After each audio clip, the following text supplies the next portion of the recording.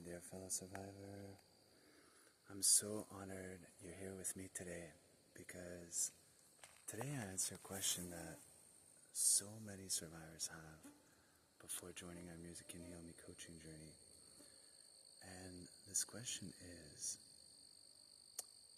I can't seem to change my inner world no matter what I do. I've tried many different things to change my mindset, to change my emotions, change my thoughts, change my actions. But I can't seem to change my inner world. Am I forever stuck this way? Rightfully so. It's a question I have myself for years. And the answer lies in not only trying to change your inner world, but also trying to change your outer world, your exterior world, whatever you can see day in, day out, right? So for example, for many years I felt stuck, right? Not being able to change my inner world.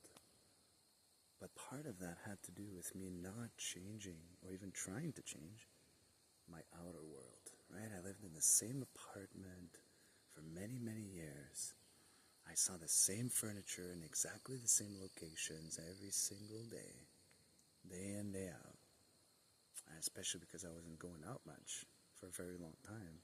I was constantly exposed to the same exact outer world, right? And I kept trying to change my inner world, trying to do the inner work, Then one day I realized, well, why don't I reorganize? And I'm not talking about going to buy new furniture, starting from scratch, right? Why don't I start small and start reorganizing a few things? Yeah, maybe get a few new things that, bring in a sense of fresh air, right, into my space. So I started slowly but surely creating a new outer world so that I would see different layouts, different things, new things, right? Certain old things were no longer there. And I'm not saying this because I'm not saying you have to forget everything that was. I'm not saying that. I'm not saying discard your precious belongings. I'm not saying anything like that. What I'm saying is put your outer world as though it's a reflection of a happier inner world, right? Because when you do that, if you're creating your outer world as a reflection of your happy future self, then in turn, that's going to help you create a happier inner world, right?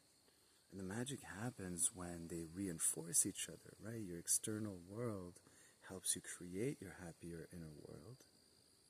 And same thing, your happier inner world helps you create your happier external world, right? So that's where I went wrong. That's where so many survivors go wrong. They keep doing the inner work day in, day out. Their self-commitment is through the roof. And they wonder, why can't I create my next self? Why can't I move forward, right, and create something new?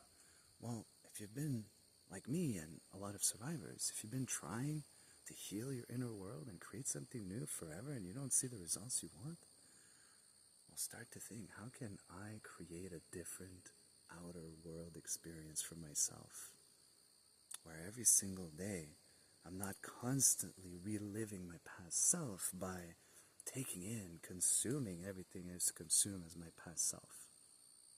You see what I mean?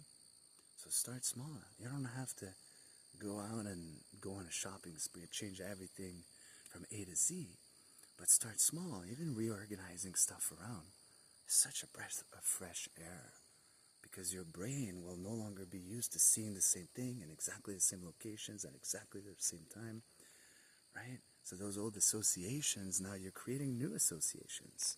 And it's not either about forgetting about your soul angel or angels.